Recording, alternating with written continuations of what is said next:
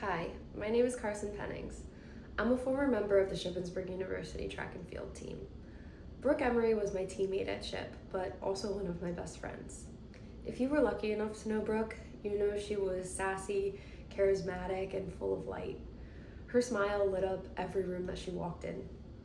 I had the unique experience of not just knowing Brooke as a friend, but as her teammate and training partner too, since we were both hurdlers.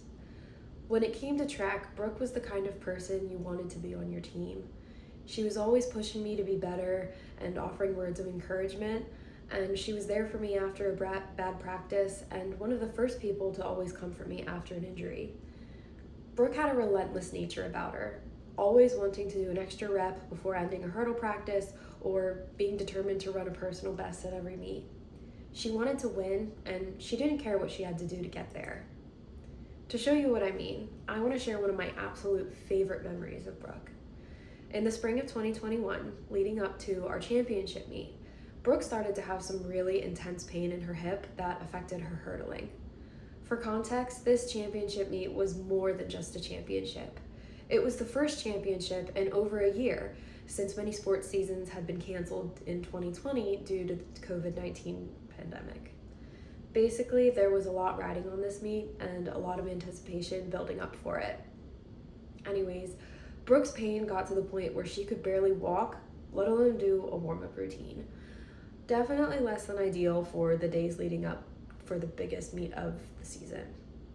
Going into the meet, I tried to convince her to sit out so she didn't injure herself more. In my mind, she was only a freshman and would have many more championship appearances to come. But if you know Brooke, you know I lost that fight rather quickly.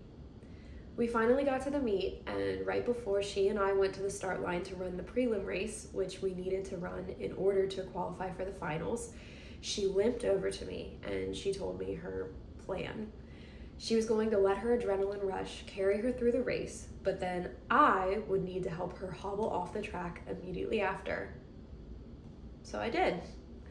After I ran my heat of hurdles, I waited by the finish line for her to finish, and then I put her arm over my shoulder and I helped her limp to the trainer's tent to get ice.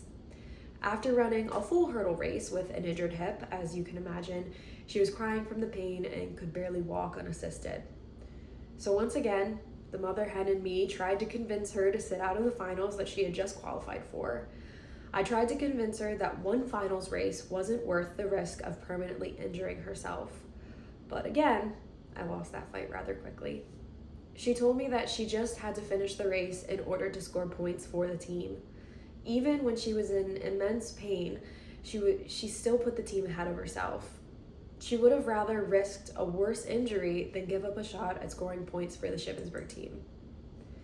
The next day, right before she got ready to run in the hurdle finals, I found her on the infield to wish her good luck. She told me the same plan again, except she said that this time I might actually have to carry her off of the track. So I watched her hobble to the start line, and I got ready to carry her off the track.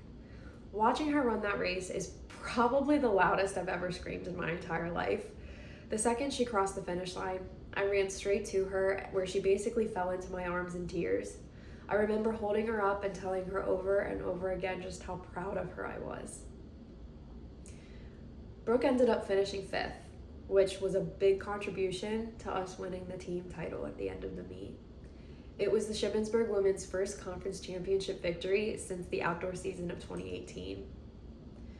Weeks after the meet, we discovered that Brooke had run both hurdle races with a torn labrum in her hip. This is my favorite memory of Brooke because it reminds me that she was the epitome of what it means to be mentally and physically tough. She was the strongest person I've ever met, and that's how I've always tried to remember her. Since Brooke's passing, I've tried every day to live with her toughness of spirit and pass it on to everyone I meet. I'm not a college athlete anymore, but these days I am a high school track and field coach. I spend every track season coaching my hurdlers to embody the same grit and perseverance that I got to see from Brooke. While every single day I wish that she was still here, I'm forever grateful for the friendship, love, and lessons I gained from Brooke. Because of her, I will always be tough.